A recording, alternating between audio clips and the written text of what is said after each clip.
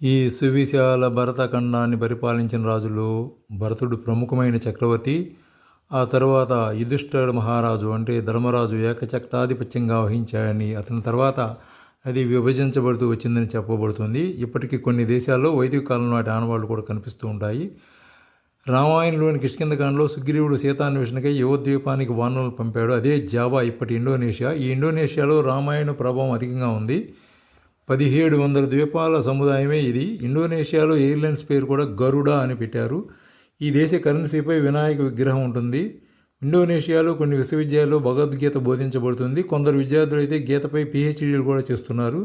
స్వాతంత్రానంతరం ఈ దేశ మొదటి అధ్యక్షుడు సుకర్ణో, అతని తరువాత అతని కుమార్తె మేఘవతి సుకర్ణో పుత్రి ఈ ప్రాంతాలను ఆధ్యాత్మికతను, సనాతన ధర్మ వారసత్వాలకు ఎలాంటి హాని కలగకుండా జాగ్రత్తగా కాపాడుతూ వచ్చారు.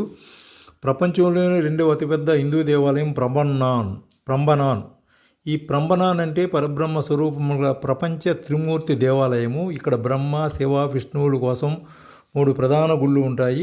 వాటికి ఎదురుగా వారి వాహనాలు కూడా మరో ఉపాలయాలు 3 ఉన్నాయి. వీటి చుట్టూ 224 పరివార దేవాలయాలు కూడా నిర్మించబడినాయి. శివ దేవాలయం 154 అడుగులు ఎత్తు ఉన్నది. ఇందులో శివునితో పాటు మరో 3 దిక్కుల్లో అగస్త్య మహర్షి, వినాయకుడు, దుర్గామాత విగ్రహాలు కూడా ఉన్నాయి. వీటిని శివ అనుగ్రహం కోసం ఈ ప్రాంతాన్ని పరిపాలించిన రాజలోకపాల మరియు రాజా బలితుంగ మహాసాంబులు అనేవారు నిర్మించారు. ప్రపంచ ప్రఖ్యాత పర్యాటన కేంద్రం బాలి ద్వీపం. ఇక్కడ దేవాలయంలో సుమారు 1000 సంవత్సరాల చరిత్ర కలిగి ఉన్నాయి. 45 లక్షల జనాభా ఉన్న ఈ ద్వీపంలో 87% ప్రజలు హిందూ సాంప్రదాయాన్నే పాటిస్తున్నారు.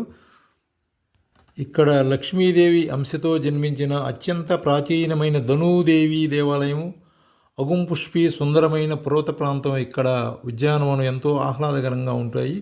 బాలిలో ప్రతి వీధి కూడల్లోనూ రామాయణ మహాభారతాల్లోని పురాణ పురుషుల విగ్రహాలను దర్శనమిస్తాయి.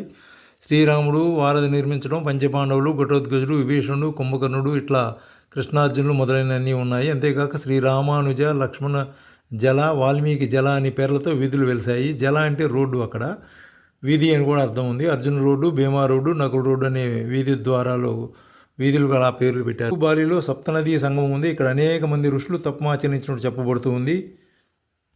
ఇక్కడ ప్రపంచ ఋషుల సమ్మేళనం జరిగింది.